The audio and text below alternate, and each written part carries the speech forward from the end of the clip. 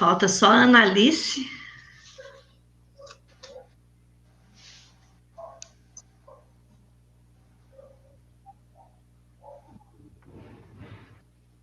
Bom, já são 18 horas, né? Nós tivemos aí uma queda, mas retornamos. A Analice deve estar voltando, se reconectando. Só mais um minutinho.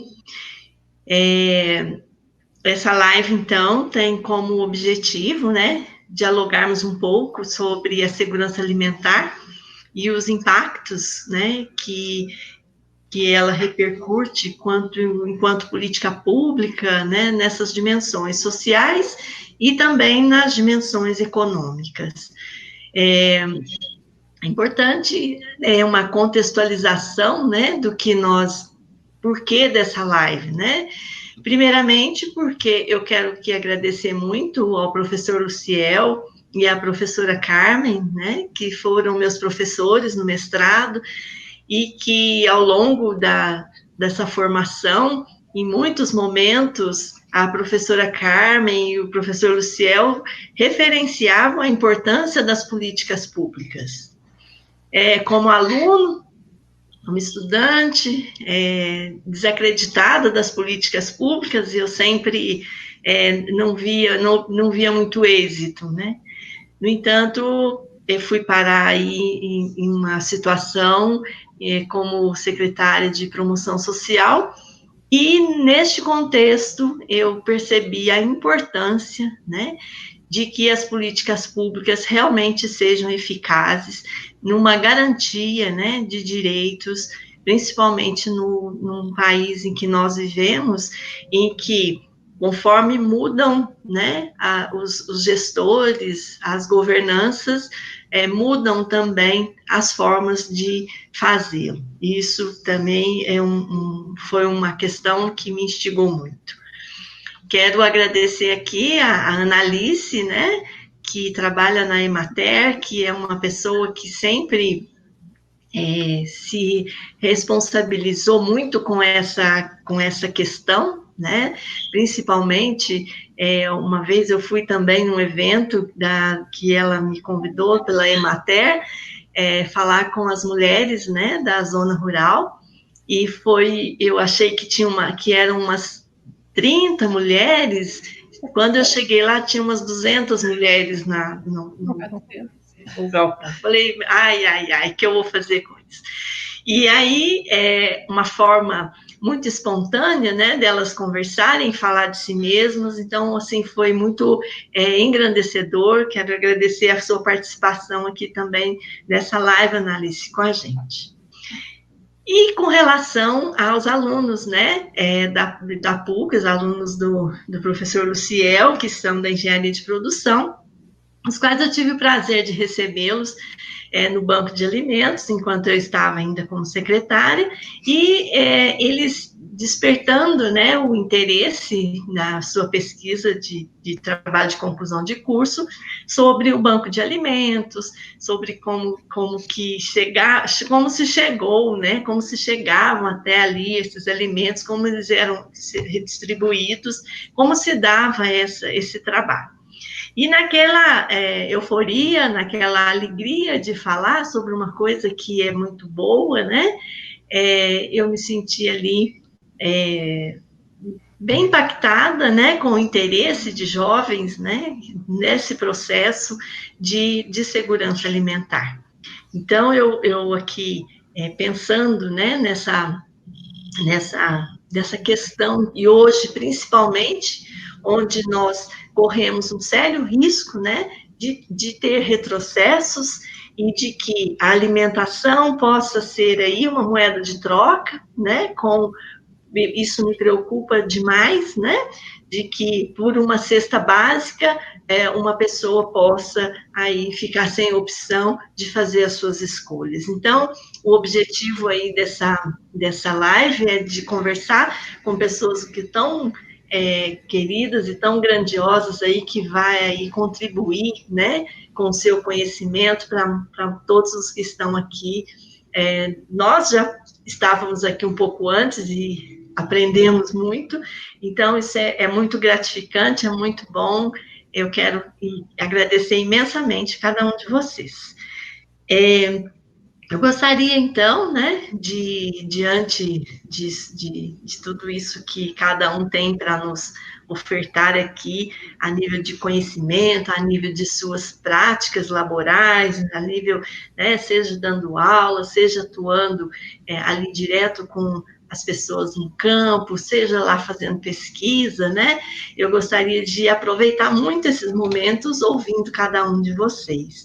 Então, nessa nossa pequena organização aqui, né, eu pensei em passar aí a palavra para a professora Carmen, que vai poder falar com a gente sobre essa questão da importância, né, das políticas públicas e o que mais ela puder contribuir com a gente.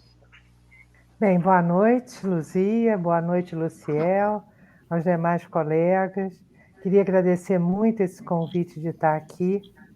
Eu trabalhei com o Luciel, fizemos várias pesquisas e projetos juntos, e a Luzia é uma querida ex-aluna, tanto na psicologia quanto no mestrado.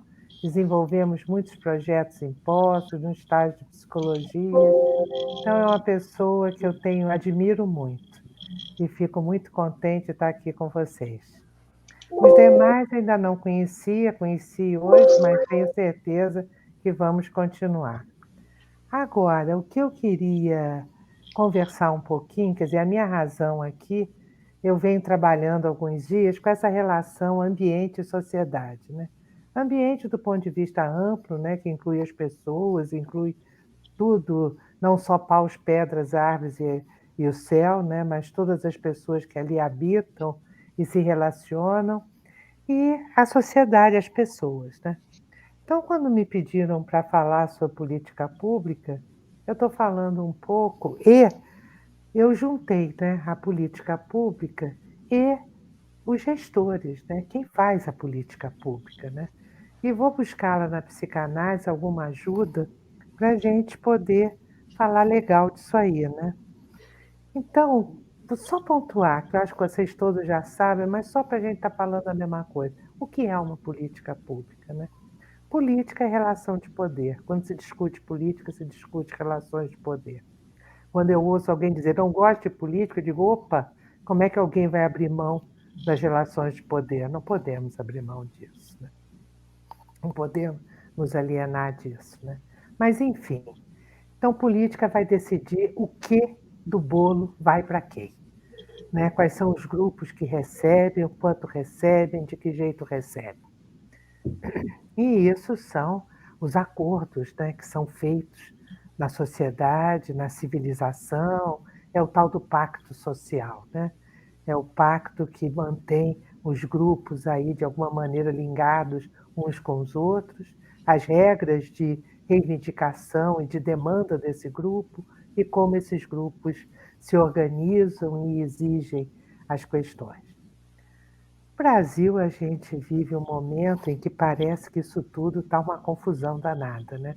Aliás, não é o momento. Eu até tive pensando aqui, o Brasil é um país muito jovem, né? Nasceu há pouco mais de 200 anos e a nossa república tem cento e poucos anos. E muitos poucos dos presidentes eleitos no Brasil chegaram ao fim dos seus mandatos. Eu citei 3 aqui na minha pesquisa, né? Que foi o Juscelino Kubitschek, o mineiro, foi o Fernando Henrique Cardoso e o Luiz Inácio Lula da Silva. Todos os outros foram depostos, ou se mataram, ou saíram, os eleitos, né? Lógico.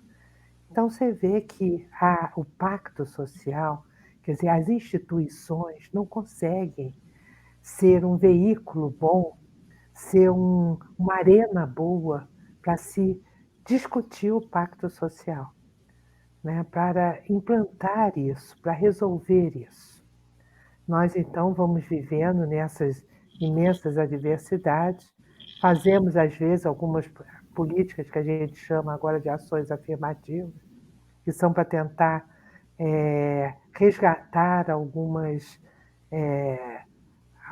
adversidades que certos grupos passaram pela discriminação histórica no Brasil, como é a política de cotas nas universidades e tal, e como é a política, acho até que segurança alimentar, em alguma medida, também poderia ser incluída como uma ação afirmativa.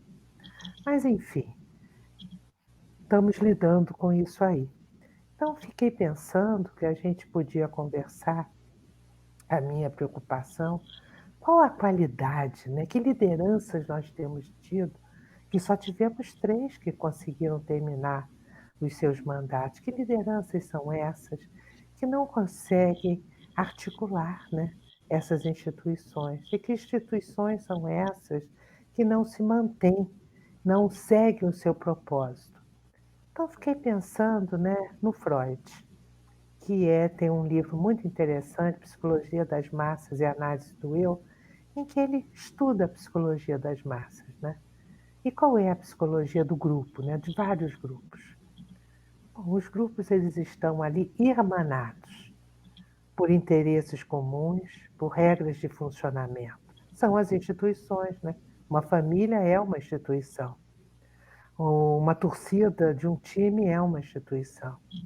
O Senado é uma instituição. O Ministério Público é uma instituição.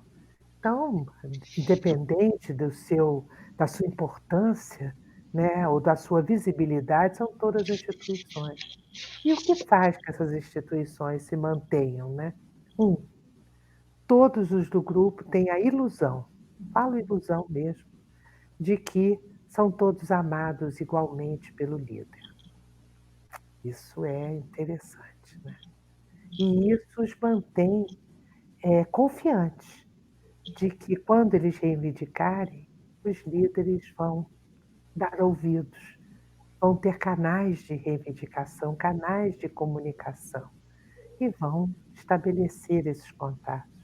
Há pouco tempo atrás, nós tivemos aquele movimento de vão para a rua para discutir as passagens de ônibus, e o dirigente máximo chegou a dizer: não precisam falar mais com nenhuma instituição, falem diretamente comigo. Quer dizer, então, aniquilando todas as instituições do Brasil. Não precisa falar com o Senado, não precisa falar com o Ministério Público, falem diretamente comigo. Então, você vê as situações delicadas do Brasil, né? Mas então, o que que acontece quando esses grupos não se sentem, não, perdem a confiança no líder? Nós vamos para a rua, né? Justiça pelas próprias mãos. A gente vê isso no jornal o tempo todo, né? Vão linchar o outro que acham que roubou, vão. E agora, no coronavírus, é justiça pelas próprias mãos. Cada um decide se deve usar máscara, quando deve usar máscara, onde deve usar máscara, se isso é verdade, se não é verdade. Quer dizer, não há confiança nas instituições, não há confiança no líder. Então, como é que a política pública vai ter continuidade? Muito difícil. E aí vamos para a personalidade do líder. O Freud coloca 2 tipos de líder. Um líder que ele usa até a palavra narcisista. É aquele que só pensa nele. Ele está ali para usufruir das vantagens daquela posição, daquele lugar. Ele não está ali pensando nos demais. Ele é incapaz de amar qualquer um. Ele só ama a si mesmo. E ele se locupleta, né? Se aproveita disso. Então vai ser aquele líder, né, que não se comove com a dor de ninguém. Joga um contra o outro, joga um grupo contra o outro e ainda diz assim: estão morrendo? E daí? Todo mundo vai morrer. Né? Então, qual seria o líder capaz de liderar? Então, o Freud fala uma coisa muito interessante. É aquele líder que desloca o amor por si mesmo no amor ao outro. Então, ele consegue perceber as outras pessoas, ele consegue perceber o trabalho a ser desenvolvido. E ele ama o trabalho, ama as obras construídas, ama o que faz, ama o que desenvolve. Então, esse é o líder que vai inspirar confiança aos demais. E essa dedicação, esse amor, consertos ou erros, ele angaria a confiança do grupo. E o grupo vai sempre reconhecê-lo como alguém a quem pode dirigir de sua reivindicação, a sua ala, a querer. E como eu não quero me alongar falando dessas danças que temos hoje no Brasil e que longo caminho ainda temos que seguir para que as instituições sejam fortes, Freud diz ao final do seu livro uma frase muito interessante, muito bonita, que eu vou até ler para a gente, que é a frasezinha dele, quando ele é assim, dizendo que só o amor impõe um freio ao narcisismo, que é esse egoísmo, né? E seria possível demonstrar como, agindo dessa maneira, ele se tornou o amor, tornou o fator da civilização. Então, isso é muito legal, né? Quer dizer, esse incluir o outro, prestar atenção no outro, amar o outro, é civilizatório. Então, a gente teria que, nesse Brasil, né, ir do individualismo para o coletivo, né? Porque somos individualistas o tempo todo. Como é que a política pública, que pensa no público, pode ter continuidade nesse tipo de cultura, né? Acho que é isso que eu tenho para dizer para começar. Obrigada. Nossa, obrigada, professora Carmen, por essas, né, principalmente esse final aí, que o sair de si mesmo, né, dessa questão desse egoísmo, né, em pensando o Brasil, que o drama da fome faz parte, né, dessa história do Brasil, né, nós tivemos outros dramas, né, que foi a questão da escravidão, mas a questão da fome, ela está aí inerente, né, nós vimos autores como José de Castro, que falou disso, né, no livro A Geografia da Fome, em que ele trouxe que essa fome não é um fenômeno natural, né, ela é um fenômeno social, então é um produto aí de estruturas econômicas defeituosas, né, e que até hoje nós não vimos, né, não fomos capazes de acabar com isso, né, e o que nos preocupa muito e traz essa discussão é porque estamos vivendo um momento aí atípico, né, com questão do coronavírus, com questão da questão econômica aí interferindo, né, piorando mais ainda a situação, e muitas pessoas podem trazer essa vivência novamente. Então, o que parecia ter sido superado pode ser mal utilizado agora, que é uma coisa da fome, né? Não é só referente à produção de alimentos, mas sim a questão desses alimentos servirem a quem precisa ser servido, né? As pessoas terem acesso a esses alimentos, né? Então, no Brasil, começou essa discussão tardiamente, né, na década de 70, 80, teve alguns avanços e depois retrocediam novamente, né, mas em 1992, 94, começou aí um movimento da ação da cidadania contra a miséria, a fome e a vida, né, pelo nosso querido, carinhosamente chamado de Betinho, né, que é o Herbert de Souza. Então, esse debate se intensificou bastante e vários atores se envolveram na área governamental e não governamental, mas aí depois retrocede de novo. Por isso, a nossa grande preocupação em discutir esse tema é o receio desse retrocesso, é o receio de que esse motivo, né, que é um motivo a fome seja utilizado como uma questão eleitoreira novamente, né? Então, estamos vendo isso já, infelizmente, nos bairros. Quando eu estava na secretaria, ainda foi criado um sistema de captação, sim, mas que fossem levadas todas para o banco de alimentos, e o banco de alimentos faria o seu trabalho. No entanto, nós vemos muitas distribuições, né, de cestas básicas, pensando a alimentação como entrega de cestas básicas, né? Isso é o que nos faz aqui discutir esse tema, pensar esse tema de forma responsável, né? Tendo como base a garantia, né, dos direitos humanos.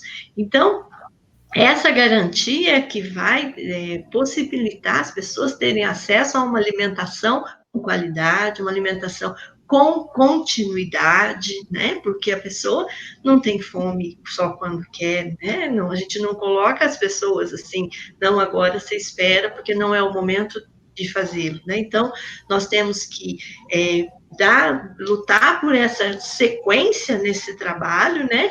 Que foi iniciado, que estava aí já uma certa, com as estruturas, né, a política estrutural desse sistema, que seria o combate dessas causas mesmo da pobreza, erradicação disso, geração de emprego e renda, né, das políticas específicas, né, que seriam assim programas emergenciais que são necessários, né, que são aqui em Poços nós temos a cesta verde, aqui em Poços nós temos a cesta básica quando analisado e visto a necessidade, nós temos que pensar nos programas de manutenção dos programas da desnutrição infantil, né, e também materna, da ampliação da merenda escolar. Estamos vendo aí o problema que o coronavírus trouxe das crianças não irem à escola e ficarem sem acesso à sua merenda, à alimentação. Então, isso é um caso que a gente precisa ficar atentos também e não esperar, né? E também políticas locais, que seria a questão do apoio à agricultura familiar, do banco de alimentos, né? Seriam programas complementares pensando nas três esferas, né? A federal, estadual e municipal. Porque a federal contempla um período, aí teríamos que ter também da estadual e a municipal para que a gente consiga garantir essa produção, né? Pelos pequenos agricultores e esse seja em caminho direcionado e esse direcionamento chegue de fato a quem precise e de forma digna, né? E temos que pensar também na questão do restaurante popular, né? O restaurante popular, a importância do restaurante popular, de garantir a alimentação saudável, de garantir a todas as pessoas, né, que têm uma baixa renda, de poder ter uma alimentação saudável, equilibrada, balanceada, e isso vai repercutir no futuro, porque a pessoa que tem essa alimentação saudável, ela não vai adoecer, ela está apta a participar de outros programas, ela vai ter a sua vida vai estar sustentada, balizada, né, por uma questão que vai lhe dar essa condição saudável para o pertencimento a outras esferas, né?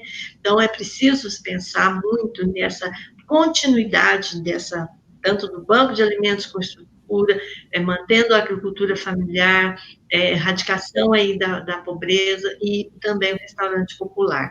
Então, isso não é só, nós temos dialogado muito isso, não podemos deixar só nas mãos do poder público, nós precisamos aí, enquanto atores, enquanto sociedade, a sociedade é o que nos importa, o outro é o que nos importa, que a professora Carmen disse tão bem, né? E para isso, nós precisamos garantir a questão dos conselhos, né? Os conselhos de direito, as conferências que vão trazer para nós mecanismos para a garantia de tudo isso, que tudo isso possa ser mantido, essa manutenção, né?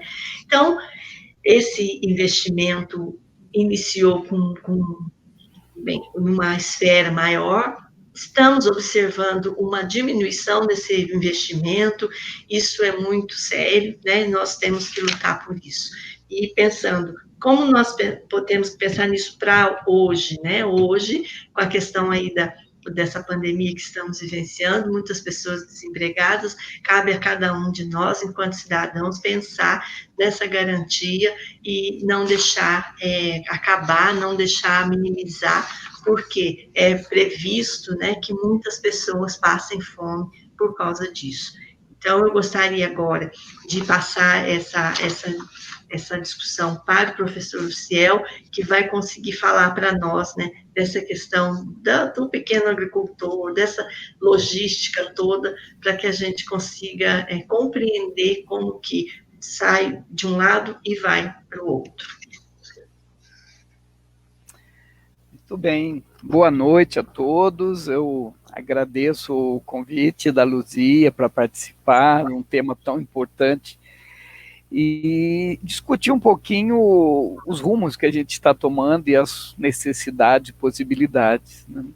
Eu queria começar retomando aquela definição que você citou, Luzia, as definições de fome feito pelo Josué de Castro. Josué de Castro foi um médico e sociólogo que publicou esse livro, Geografia da Fome, em 1946. E o livro está mais atual do que nunca. Nesse livro ele fez um mapa das 5 áreas alimentares do Brasil, e como você falou, os estudos do Josué de Castro foram a base do Fome Zero, do Betinho, né? Inclusive a lei que estabelece a merenda escolar veio dessas definições também. O Josué de Castro começou fazendo o que ele chamou do mosaico alimentar brasileiro, que é uma diferenciação regional dos tipos de dieta existentes no Brasil, de acordo com as várias categorias de alimentos e das etnias e hábitos e costumes que é característico de cada região do Brasil. E aí ele chamou de áreas alimentares uma região geográfica que tem recursos típicos, uma dieta habitual, baseada naqueles produtos regionais e também nas suas características socioculturais, que são marcantes daquela dieta. Aí, a partir daí, ele, usando os mesmos conceitos da epidemiologia, ele veio com esses conceitos que foram criados com áreas de fome endêmica e epidêmica. Por área de fome endêmica, ele chamou uma determinada área geográfica em que pelo menos metade da população apresentem nítidas manifestações de caráter de carência nutricional permanente. E a área de fome epidêmica, aquela área onde a metade da população, pelo menos, apresenta carências nutricionais transitórias. A partir dessa definição, ele foi analisando cada área, né, e, além disso, também a área de subnutrição, uma área em que esses desequilíbrios e carências alimentares sejam em suas formas discretas ou que atingem determinados grupos reduzidos da população. Na época, ele separou as regiões brasileiras em função dessas divisões. Marcou muito esse estudo dele, porque foi a primeira vez que foi feito isso. Atualmente, a gente pode tentar ampliar um pouquinho esse perfil epidemiológico, nutricional que o José de Castro trouxe, né, que ele focava naquela época desnutrição, deficiência de ferro, bócio, né? E hoje a gente pode juntar também as doenças crônicas não transmissíveis, né? Obesidade, diabetes, as dislipidemias, né? Colesterol, triglicéridos, enfim, a gente tem uma situação maior ainda. Bom, e por outro lado a gente pensa também, mas como é que é possível o Brasil ser um líder global na produção de alimentos e ao mesmo tempo ter tanta gente passando fome, né? E aí vem aquela questão da importância de nos preocuparmos com a origem dos alimentos, de valorizar a produção local, o trabalho dos pequenos produtores, como sendo uma base para uma alimentação mais saudável e sustentável, né? Nós temos visto vários movimentos sendo trabalhados nesse sentido hoje, na questão de valorizar a produção local, né, que atrai a preferência daquele consumidor mais consciente, né, que valoriza e dá suporte à economia local, colabora com a redução de impacto ambiental. A gente tem visto no mundo todo um movimento crescente para isso, né? Meio que um movimento contrário à massificação e à uniformização generalizada dos alimentos, com essa preocupação cada vez maior pela origem dos alimentos, de onde vem isso que eu estou consumindo, né? Esses alimentos hoje que são chamados de produtos tradicionais ou até de produtos com história, né? E aí a gente começa a ter um resgate no papel desse pequeno produtor.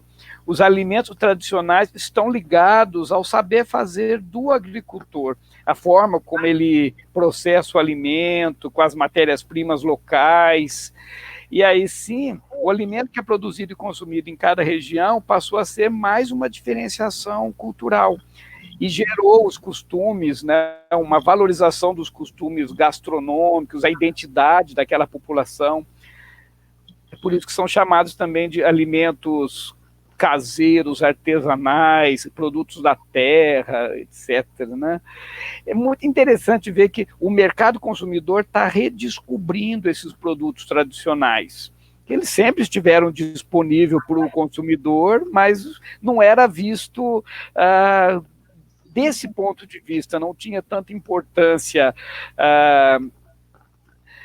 histórica, cultural e até nutricional, né? Antigamente, pelo contrário, esses produtos eram vistos como símbolo de atraso em uma região, né? Era visto como algo contrário ao desenvolvimento. E agora ele está sendo redescoberto, né?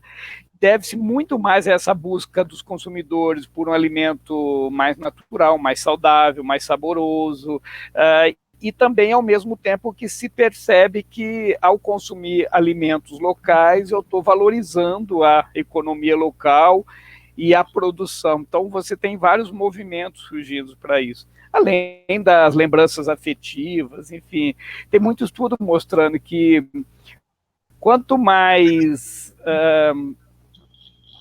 globalizado o mundo fica, mais regionais as pessoas se tornam. Né? Então, o consumo de um alimento tradicional passa a ser uma afirmação da identidade de cada pessoa. E a gente tem visto, é bem aquela história do pensar globalmente e agir localmente. Gastronomia, turismo, fazendo uma grande contribuição para o desenvolvimento regional e local. Né? Hoje a gente tem o turismo cultural, o turismo gastronômico, fazendo uma grande mudança para isso. Então é muito interessante a gente ver as possibilidades que surgem e como que a gente pode trabalhar isso. Né? A gente tem visto cada vez mais que a produção de alimento tradicional, local, é uma alternativa para que os pequenos produtores rurais tenham melhor condição de vida e possam se sentir parte da economia local e regional. Bom, o grande desafio para isso tudo é para que agregue valor a essa produção é a logística. Logística, a gente tem um grande problema aí, né, que torna mais caro essa venda de porta em porta. Por outro lado, o mercado exige que o produtor amplie seu foco de atuação para além do cultivo, ele tem que atender um público específico, mais exigência, realizar a entrega e outras atividades de algum tipo de certificação ou de adequação a normas sanitárias, que muitas vezes ele não está preparado. Uma manifestação que a gente tem disso típica, que todo mundo conhece, entende e valoriza, são as feiras livres, né, que tem uma grande importância regional, além de ser capaz de suprir com qualidade essa alimentação da população local e contribui com a economia local. Né? As rendas geradas pelas feiras livres ficam circulando na localidade, na região.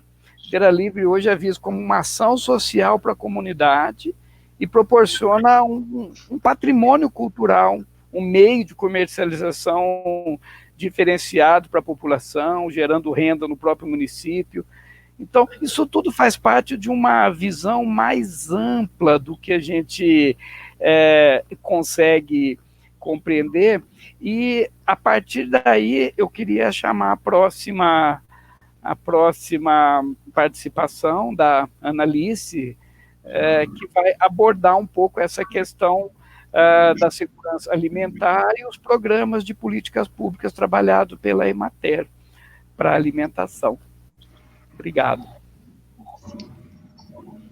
Boa noite, eu sou a Analice, né? Trabalho na Emater Minas, e quero agradecer também a Luzia, né, pela oportunidade de estar aqui hoje, agradecer aos professores, né, pela fala, que engrandeceu meu dia, minha noite, né, tudo valeu a pena hoje por isso. E quando a gente fala de segurança alimentar, né, a gente arremete mais ao passado, quando lembra que segurança alimentar estava associada somente à superação da fome e à qualidade sanitária dos alimentos. Mas esse conceito ele foi se ampliando, de acordo com o que os professores falaram, nós tivemos aí, né, vários ícones, vamos dizer assim, que foram imprescindíveis para o engrandecimento do termo segurança alimentar. Eu sinto aqui Josué de Castro, né, que foi o primeiro, vários ativistas também que abraçaram a causa, e nós hoje podemos perceber a segurança alimentar muito mais ampla do que isso, do que apenas a superação da fome. Né? Hoje, para se ter segurança alimentar, você precisa, em primeiro lugar, ter saneamento básico, garantir água tratada. Eu falo de água, gente, água, uma coisa tão simples para nós, né? Mas água tratada para a população, 100% da população. Esgoto, tá? Essa população precisa também ter alimento em quantidade e qualidade suficiente. Quando eu falo em qualidade, aí a gente lembra do solo, né? Que o solo precisa estar nutrido, livre de agrotóxico. Você precisa transmitir para o alimento os nutrientes, né? Daquele solo. Então, a qualidade é imprescindível para trabalhar o solo e a sustentabilidade do mesmo. Nós também falamos de porcionamento adequado, né? A gente vê aí hoje tão relacionado à obesidade, né? Muitas pessoas, mesmo a população escolar, né? Com altos índices de obesidade, então o porcionamento é essencial. Não pode haver desperdício de alimento, porque se sobra aqui, está faltando em algum lugar, né?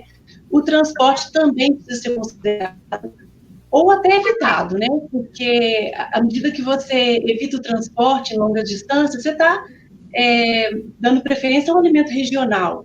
Isso trabalha a cultura também, que também está na segurança alimentar, né?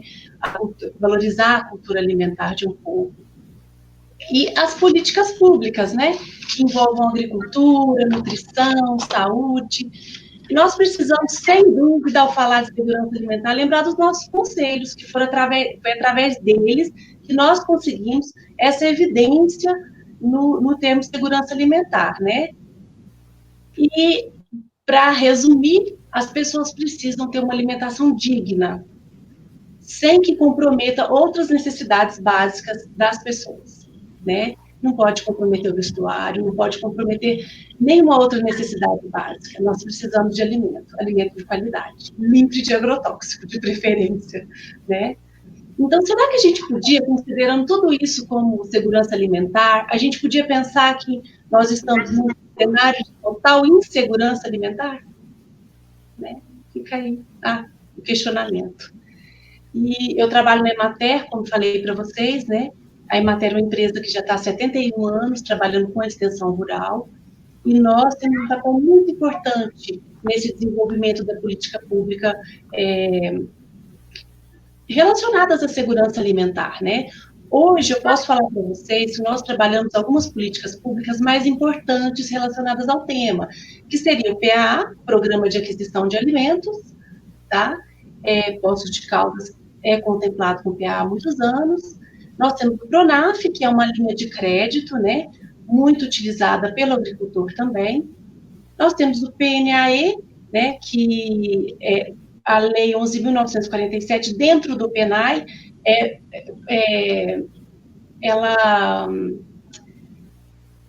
essa lei fez com que o agricultor pudesse vender 30% de toda a alimentação escolar diretamente para as escolas. Inclui escola estadual, municipal, federal. Então, essa lei ele garantiu à produtora a entrega de 30% dessa merenda escolar, de maneira direta. Então, eu acho que de todas as políticas públicas, essa é, sem dúvida, a mais interessante hoje para o agricultor. E eu acho que ela também é mais pensada, né? Essa política pública, ela faz com que a economia local se beneficie. O agricultor é beneficiado porque ele consegue vender um alimento sem ter o atravessador, que ganharia em cima do alimento dele. E ele vende a um preço justo, é o preço do comércio local, tá? E quem mais ganha né, com essa política pública? A saúde, eu poderia dizer que a saúde do município, porque a pessoa bem alimentada, ela previne doenças, tá? Então, o município economiza com isso. Então, todo mundo sai ganhando com uma política pública que é tão simples. Depois de pronta, né, ficou tão simples. E a Emater trabalha em todo o processo. Nós fazemos os projetos para os agricultores, até em alguns municípios a separação dos alimentos, tá? Para esse alimento chegar até as escolas. E o agricultor fica com a parte só da logística de trazer até as escolas, né?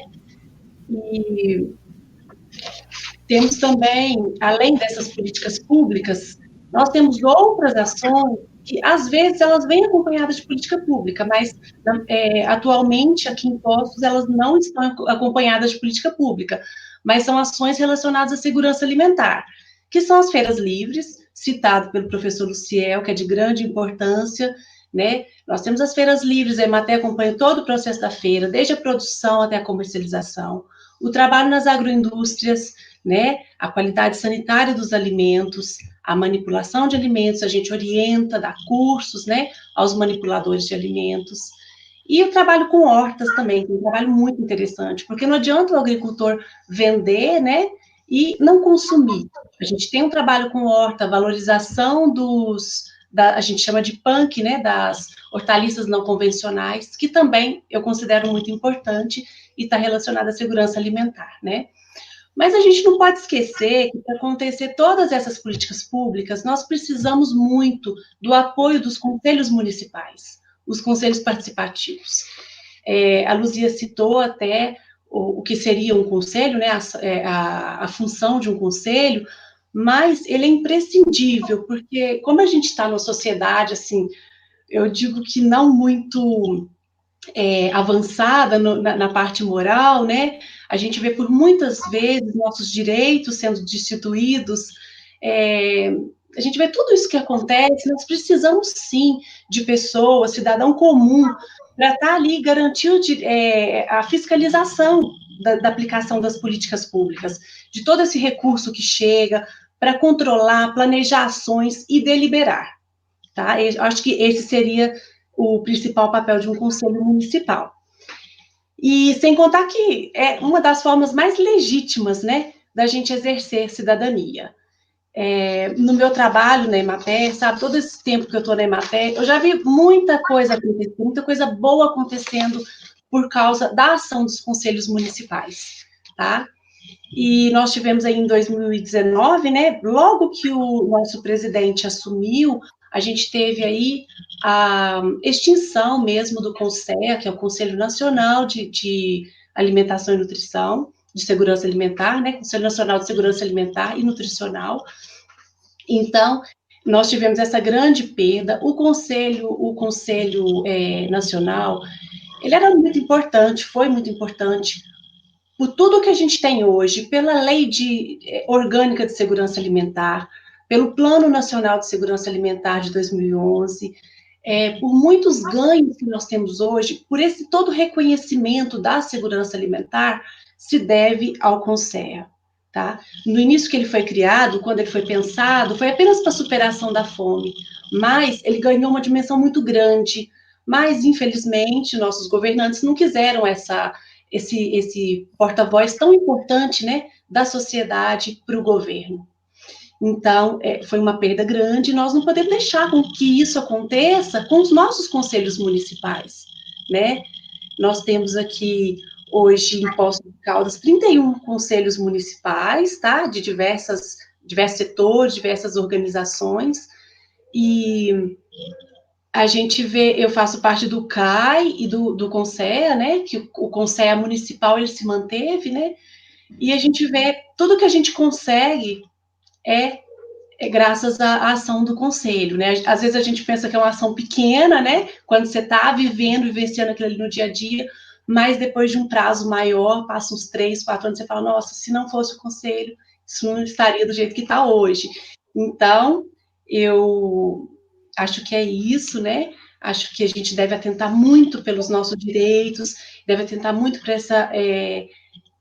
essa formação mesmo de exigir mais das políticas públicas e acompanhar, não só exigir, acompanhar, propor coisas novas, né? Eu acho que só com conselho para a gente conseguir isso. Então, eu deixo aqui a minha mensagem, né, que se qualquer um de vocês que estiver assistindo, tiver a intenção de fazer parte de algum conselho, acho que acessando a página da Prefeitura de Poços de Caldas, vocês vão ter 31 opções de conselho, né? Ela tem telefone, endereço, vocês podem ligar e tá aí junto com a gente nessa luta, né? Um abraço a todos, acho que é isso. Muito bem. Agora, nossa, mas que beleza, hein? Que for fantástico aí, uma coisa complementando outra. E vamos costurando lá, quando a Carmen disse que precisa ter o envolvimento com aquilo que se acredita, né? E quando essas nossas ações se baseiam em realidades que realmente tocam, né? Nos tocam, é sair de nós para ir ao encontro disso. Quando o Luciel diz que a alimentação, além de tudo, todos esses nutrientes traz para nós essas lembranças afetivas, né? Que a gente sai desse pensar globalmente e age no localmente, né? Muito bacana. E pensar nos riscos que nós estamos tendo aí, do esmorecimento das nossas políticas públicas, né? Quando diz que é simples, eu falo que na organizacional se diz assim, né? Tem que fazer o procedimento. O que é o procedimento? Escrever como se deve fazer. O problema é que tem que fazer como está escrito, né? Então, isso é muito bacana e a gente pode aí fazer um paralelo com as políticas públicas. Elas foram construídas, estão escritas. Então, vamos fazer como está escrito e vamos não engessá-los, mas assim, evoluindo e não retrocedendo, né? Então, muito, muito bacana mesmo essa nossa conversa. Então, agora, eu gostaria de pedir para a Gabriele, né, que é uma aluna e que aí está aluna da PUC, do curso de engenharia de produção, e que se envolveu também com essa questão principalmente do banco de alimentos, não sei como é a pesquisa. Vamos lá, Gabriele. Bom, boa noite a todos. Agradeço o convite para poder falar sobre o tema do meu TCC, né, aqui na live. E eu trouxe até uns slides para colocar de exemplo, para dar uma guiada aqui na hora de explicar, porque eu vou mostrar o ponto de vista mais técnico, né? Como a engenharia ela pode auxiliar nessa parte de políticas públicas. Eu sou graduanda do curso de Engenharia de Produção da PUC Minas, e eu estou desenvolvendo o tema do meu TCC no Banco de Alimentos daqui de Poços de Caldas, né? Com a ajuda do meu professor e orientador, o Luciel. Pode passar, por favor. Eu gostaria de falar um pouco sobre a motivação que eu tive para fazer esse TCC, né? Nós da engenharia, e acredito que de todas as áreas, a gente sempre tem essa visão de melhoria, né? Seja em processo, seja em indústria, seja em prol da sociedade, como cita a política pública. E eu trouxe alguns dados que foram os que eu coletei para ter o embasamento do meu projeto, que eles dizem que mais de 821 milhões de pessoas no mundo passam fome, e aqui no Brasil esses números chegam a 13,5 milhões de pessoas, né? E não só fome, como a insegurança alimentar, extrema pobreza, e é algo que a gente vem lutando ao longo dos anos para que haja uma melhoria, para que esses índices, querendo ou não, eles abaixem conforme vai passando o tempo, né? Pode passar, por favor. Eu não acredito, acho que não dá para ver muito bem, mas o gráfico ele mostra para a gente que mesmo a fome sendo predominantemente no continente africano, aqui na América Latina nós temos índices altíssimos também, né? Que mostra que das mulheres, 29,9% elas estão condicionadas a essa insegurança alimentar, e 24,8% dos homens, eles também estão condicionados a fome, a insegurança alimentar, sem acesso a essa alimentação, que é o direito de todos, né? Pode passar, por favor. Relacionando um pouco o tema, né, a engenharia de produção, a gente analisa os desperdícios logísticos, e eu trouxe até alguns dados ali, que diz que 33% de todo alimento produzido, ele é desperdiçado, né, desde a produção até a entrega para o consumidor final, né. 30% é perdido durante o processo logístico, e no Brasil, os números chegam a 26 milhões de toneladas perdidas por ano. Então, nós temos aí duas problemáticas, né, que é a fome, que a gente tem altos índices, e o desperdício de alimento. Eu trouxe também um infográfico que ele diz que 50% desses 30% desperdiçados, ele é perdido durante o transporte, que é basicamente o que o banco de alimentos faz. Ele recebe o alimento por meio do transporte e ele distribui para as associações. No caso de Poços de Caldas, tem a Cesta Verde, que é um projeto muito interessante, né? Pode passar, por favor. Bom, essa introdução, ela levou à pergunta-problema do meu projeto, que é como o nível de serviço e os indicadores de desempenho podem auxiliar na redução de desperdício desses desperdícios de alimentos no banco de alimentos de Poços de Caldas. Eu tracei alguns objetivos, né, e o objetivo principal do meu projeto é analisar o nível de serviço logístico, mas também mostrar que a engenharia em si, ela está ali lado a lado com as políticas públicas, né? Infelizmente, a gente não tem muitos estudos acerca desse assunto, né? A gente tenta procurar projetos e tal, mas não é tão aprofundado quanto eu esperava. Quando eu fui procurar o professor Luciel, inclusive agradeço imensamente por ele ter me direcionado, porque era algo que eu me interessava desde o começo, políticas públicas, sabe? Mostrar de alguma forma uma diferença, e o professor Luciel, ele soube me direcionar muito bem nessa parte. Pode passar, por favor. Bom, partindo para uma coisa mais técnica, né, eu vou tentar conseguir essas informações no banco de alimentos através da pesquisa documental. Aí a gente já consegue um percentual de aproveitamento de quantos alimentos chegam, quantos saem, quantas associações eles conseguem atender com essa quantidade de alimentos, com essa demanda que eles têm, né?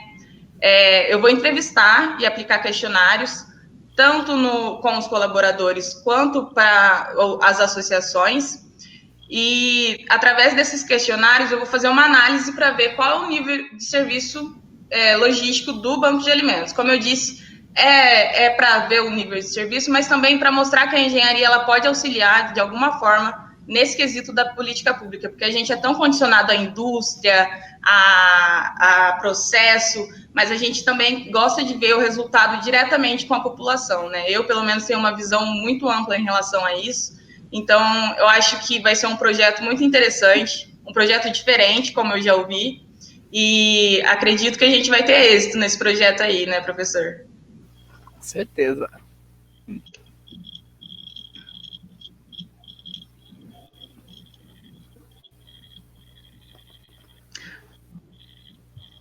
Quer falar um pouquinho, Luciel?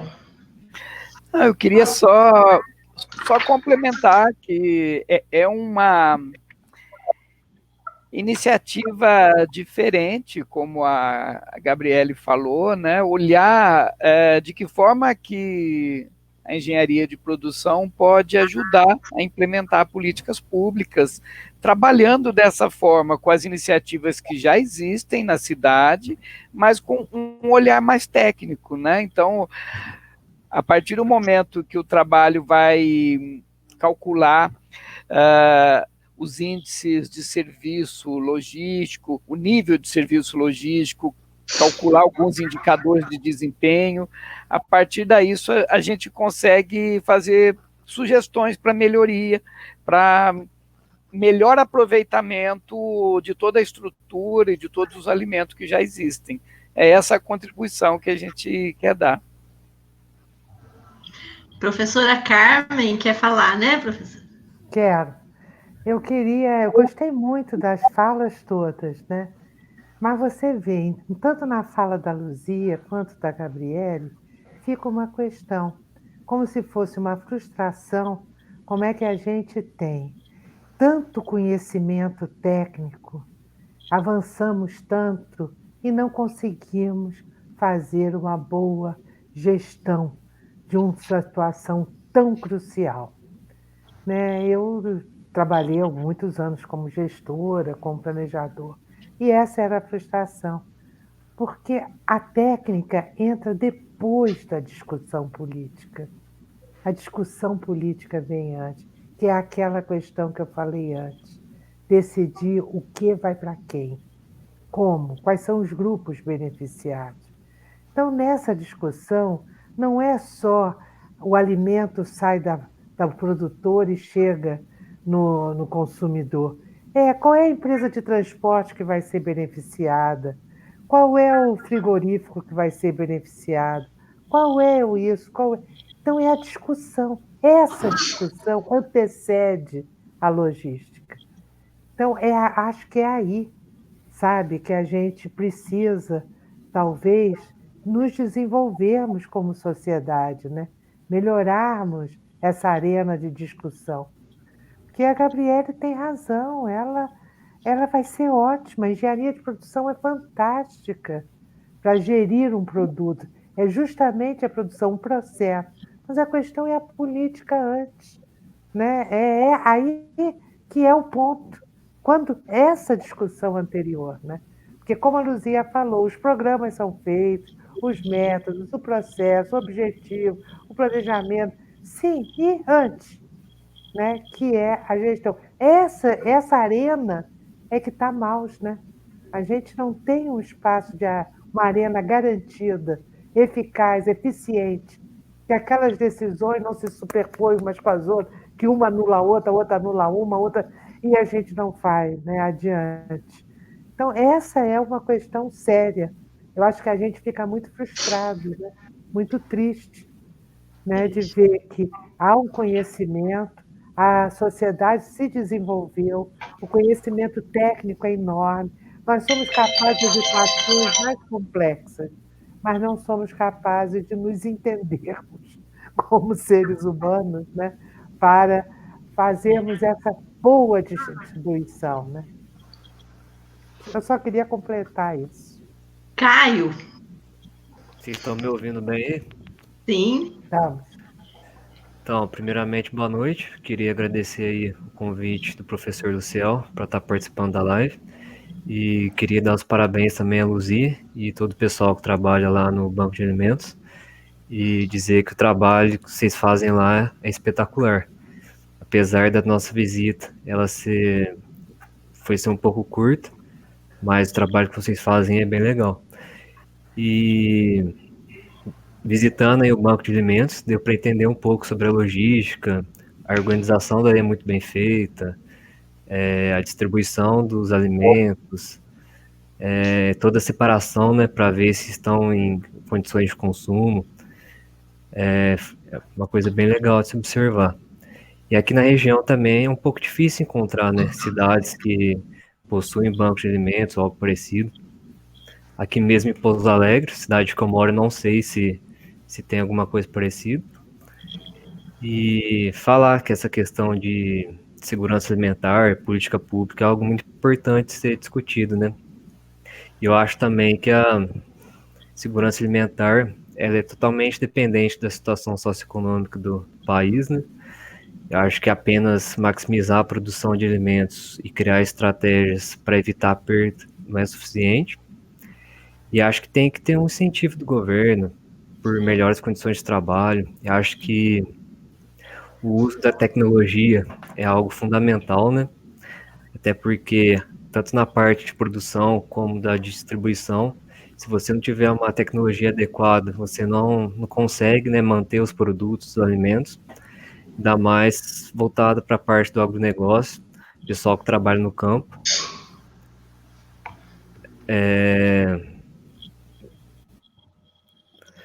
E falando um pouco também em relação aos transportes, né? que durante a disciplina de logística que a gente teve com o professor Luciel durante o semestre, a gente aprendeu bastante também, e a gente fez diversos trabalhos, estudos e tal. E a gente viu também que a gente perde muito, né, com a distribuição das rotas de mercadorias. A gente viu que os maiores problemas acabam acontecendo na região norte e nordeste do país, né, e pelo fato, né, do Brasil continuar insistindo no transporte rodoviário, que não faz muito sentido, até pelo tamanho do país. E a gente viu também que cerca de 87% das rodovias no Brasil não são pavimentadas, né, que acaba dificultando bastante a parte do transporte. E o país sairia ganhando muito mais com o transporte ferroviário, né, que representa apenas 15% de toda a estrutura. É um transporte mais rápido, o frete mais barato, com menor acidentes, menor poluição, inúmeros fatores aí, né? E a gente acaba pagando aí pelo custo Brasil, né? E um exemplo rápido, se a gente for comparar a produção de soja que mais cresce no Brasil e é uma das maiores do mundo, né? Ela comportaria cerca de 100 toneladas no vagão, enquanto no caminhão de carga apenas 35 toneladas, ou seja, tem uma diminuição muito grande da economia. E a gente sabe que a legislação brasileira é uma das mais complexas do mundo, né? Quando se envolve transporte de alimentos, conferência de etiquetas, validade de produto, monitoramento da temperatura, documentação, empilhamento dos alimentos, e isso é feito de uma maneira bem rígida. Só que acho que a base que se cria não é adequada, né? Eu acho que a gente está no caminho certo, mediante as leis das transportadoras de alimentos, mas acho que a base não é feita de maneira correta. E entrando um pouquinho na parte da questão do agrotóxico, que é muito criticado, né? Até a Nelis pode falar um pouco mais depois, que ela trabalha na área. A capacidade de produção ela é muito alta, só que a qualidade dos alimentos é muito baixa, né? Então, acho que a conscientização durante a produção é muito pequena ainda, né? Faltam equipamentos necessários. E eu acho que a tecnologia seria o grande questão para se resolver a maior parte desses problemas, né? Acho que é isso que eu tenho para falar. A Paloma agora. Obrigada, Caio. Boa noite, gente. Tudo bom? Primeiro, quero agradecer também ao professor Luciel por ter dado o convite para a gente. Fiquei muito feliz em estar aqui participando com vocês. E, Luzia, quero saber, a gente foi aí fazer a visita, foi muito legal conhecer como funciona o SEAS, o Banco de Alimentos aí de Poços. Quero saber como a pandemia está afetando vocês, a distribuição de alimentos, como está chegando, se vocês estão conseguindo receber, manter como estava antes, como que está sendo agora? Ô, Paloma, obrigada, viu, por participar daqui, né? Imagina. Quando vocês foram no Banco de Alimentos, eu estava ainda como secretária, né, da promoção social. Quando, no final do mês de março, eu pedi exoneração do cargo, né, porque eu estou aí como pré-candidata a vereadora, então eu tenho que se compatibilizar. Mas até então, até o mês de março, foi feita uma campanha no âmbito municipal e que, por conta da pandemia, já pensando nas dificuldades que muitas pessoas estariam passando, e houve muitas pessoas querendo fazer doação, então ficou centralizado no Banco de Alimentos para que de lá desse o destino. Eu creio que essa campanha continua, porque aí o destino é feito pelos CRAS, né, que é o Centro de Referência de Assistência Social, e todas as pessoas que fizeram doação foi para lá. O objetivo, né, de ser centralizado no Banco de Alimentos é de que lá tem, vocês observaram, né, tem a higienização, tem a separação adequada, tem a destinação adequada. Então, por exemplo, tem as associações que pegam os alimentos semanalmente ou quinzenalmente, depende muito da demanda, e eles são distribuídos de acordo com cada tipo de público que é atendido. Então, por exemplo, tem alguns produtos que criança não consome, né? E aí os idosos sim. Então, esse manejo também é feito pelos profissionais de lá. Os profissionais são muito comprometidos com o que fazem, né? E eu creio que eles continuam fazendo esse atendimento nesse âmbito. Entendi, que bacana. Parabéns, vai ser, se Deus quiser, você vai conseguir, né, o cargo. Você é uma pessoa muito fluente em impostos. Então, muito legal. o objetivo, né, desse interesse foi exatamente, primeiro, uma representatividade feminina, né, que eu acho que a gente dá esse espaço, né, apesar de que 53% dos eleitores serem mulheres, serem femininos, apenas 10%, né, de mulheres representam a política. Então, é preciso quebrar esses paradigmas, né? Digo sempre que quem vai falar de temas que nos afetam, né, especificamente, né? Alimentação, maternidade, educação dos filhos, né, aborto, por que a mulher está fora dessa discussão? Então, o interesse foi com base nisso aí que nós estamos aí junto ao PDT como pré-candidata. Tem perguntas, gente? Queria perguntar para a Luzia, de onde surgiu essa ideia de criar o banco de alimentos? Quem que foi responsável, se teve alguém? Isso foi uma construção mesmo, né, desde 2005, né, de acordo com o País Sem Fome Zero, né, o programa Fome Zero, dali se desenvolveram as políticas e elas foram gradualmente chegando até o Banco de Alimentos. Aqui em Poços foi inaugurado em 2015, né?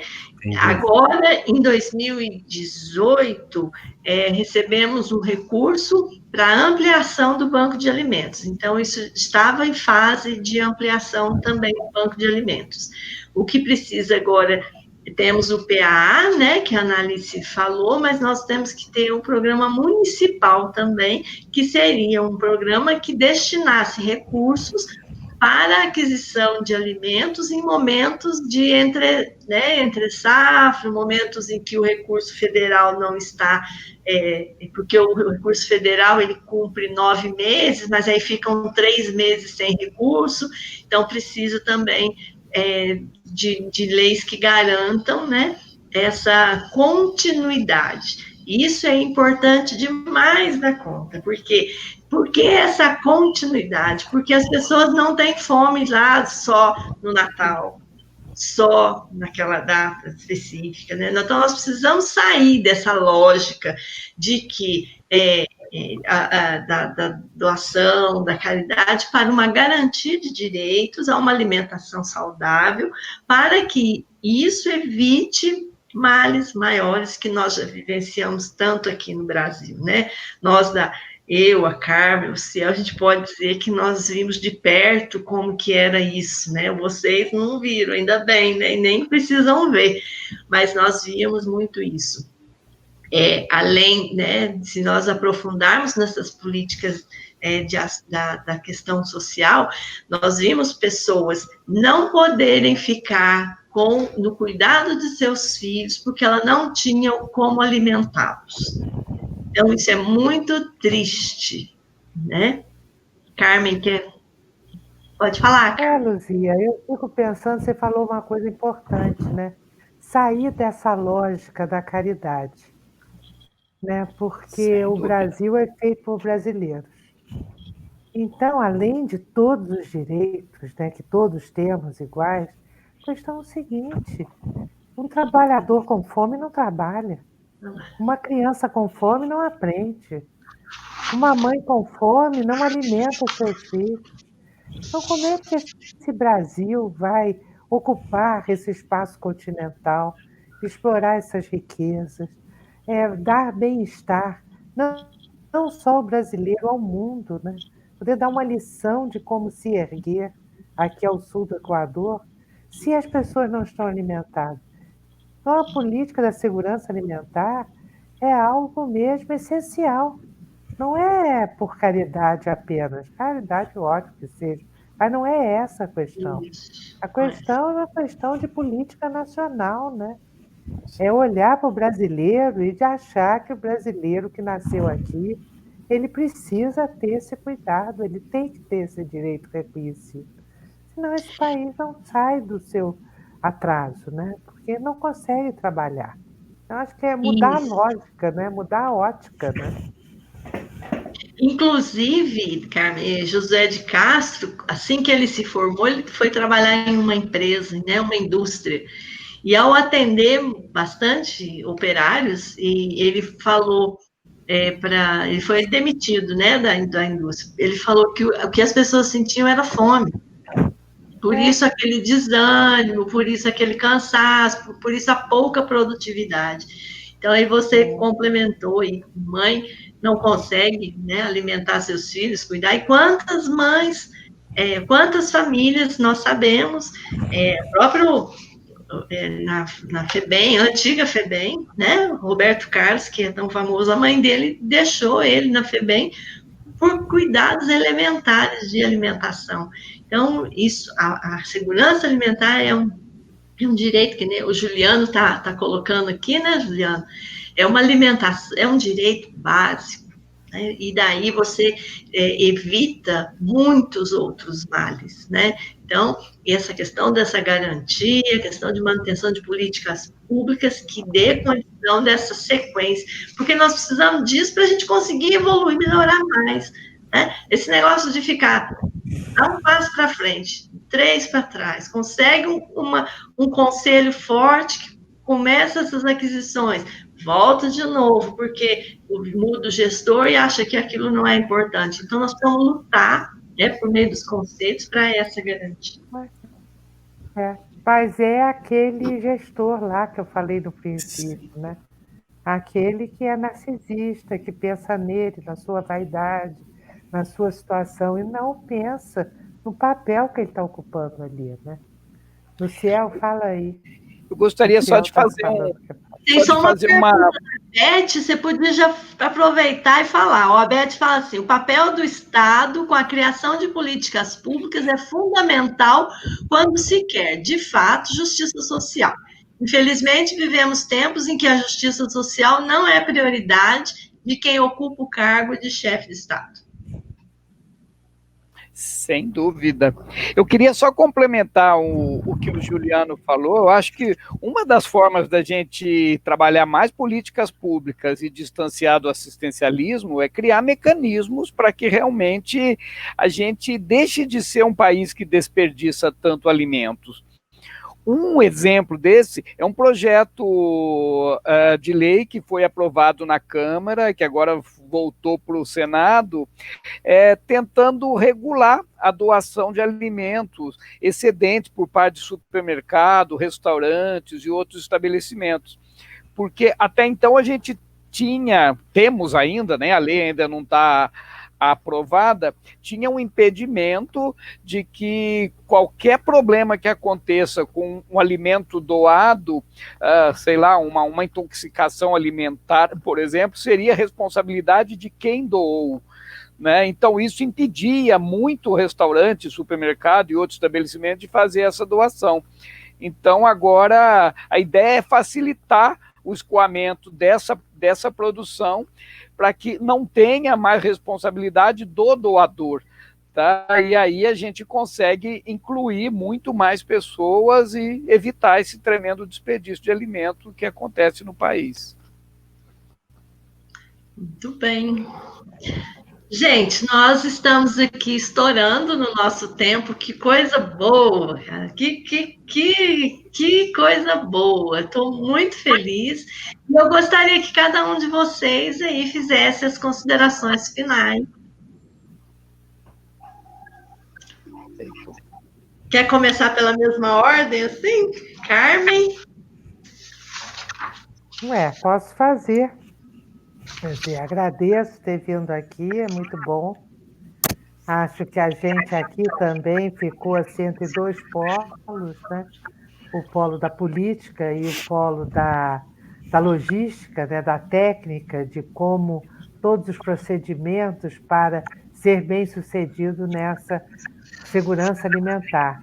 E ficamos no colo da política, né, que é a grande limitação, que é o grande impedimento, não termos as arenas para discutir isso. Falamos dos conselhos, né? Os conselhos também é fantástico. Graças a Deus que a Constituição brasileira garantiu os conselhos e precisam ser muito legitimados, mas têm que ser valorizados, aprimorados. O conselho não tem pauta, o conselho não tem secretária, o conselho não avisa antes quais são os temas a ser discutidos. Então as pessoas vão para lá às vezes muito despreparadas, não conseguem se preparar antes para ter uma opinião. Pelo menos os conselhos que eu já participei, os conselhos municipais, isso acontece.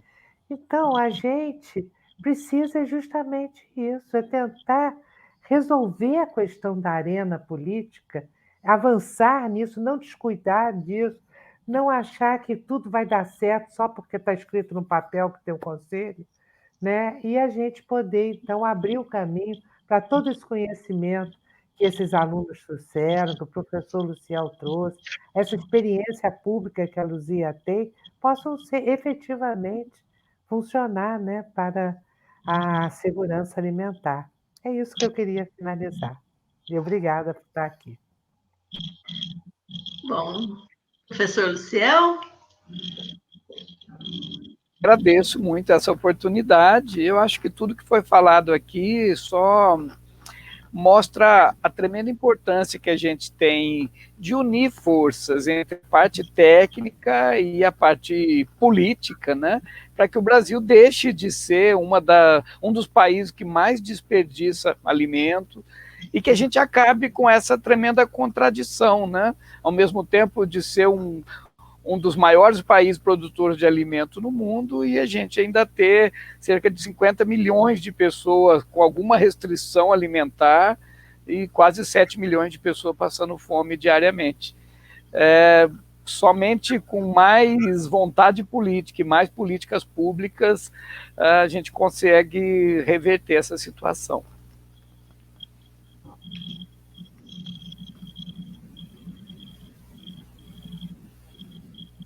Já posso? Sim. Parece que o Caio, né? Ele cita do transporte, não é isso, Caio? Isso mesmo. Você citou do transporte, né? Acho que talvez pensar mais no alimento regional, né? Acho que a solução do transporte também pode estar aí, né? E outro ponto também que eu queria falar é que surgiu uma pergunta, não me lembro de quem era, mas qual seria, né, uma forma de acabar, promover o combate à fome e acabar com o assistencialismo, sem promover o assistencialismo, alguma coisa do tipo.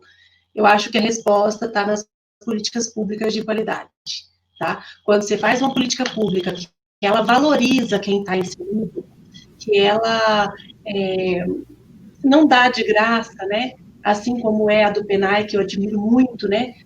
Dessa venda do agricultor para a alimentação escolar, ele vende o produto, ele não dá um produto. Ele vende, ele recebe, ele tem um trabalho de plantar, de entregar.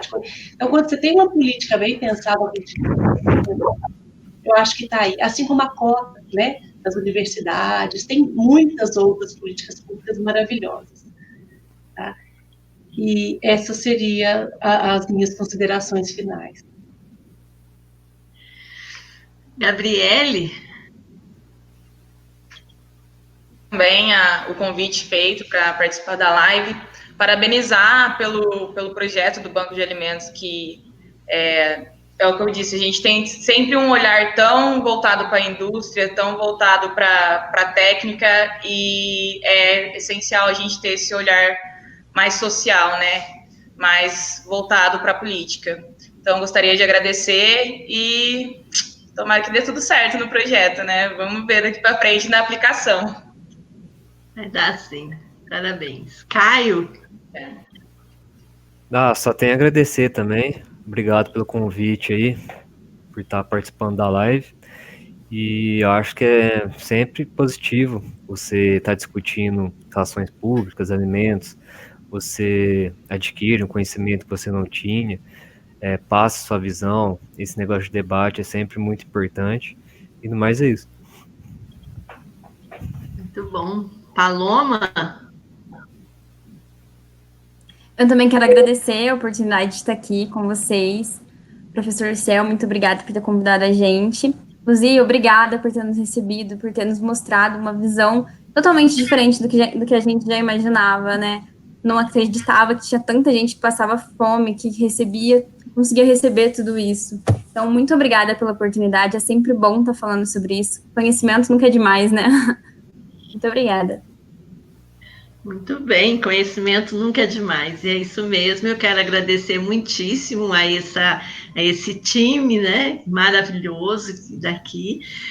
Temos aí pautas, né, Luciel? Falar da questão também de empreendedorismo social, da incubadora social, né? Então, foram, assim, pendências que nós só iniciamos o diálogo e parou. Então, fica aqui o convite, quem quiser participar de novo, nós vamos conversando aí. Muito obrigado mesmo a todos. Se tiver mais perguntas, né, se alguém quiser perguntar, pode perguntar que ao longo aí, depois a gente pode estar respondendo. O vídeo vai estar disponível no Facebook, a página do Facebook, e foi muito gratificante, muito bom mesmo. Obrigada por fazer parte da minha caminhada. Muito obrigada. Boa noite a todos, parabéns. Boa noite a todos. Obrigado. Boa noite a todos. Tchau, tchau. Boa noite, obrigada. Tchau, tchau.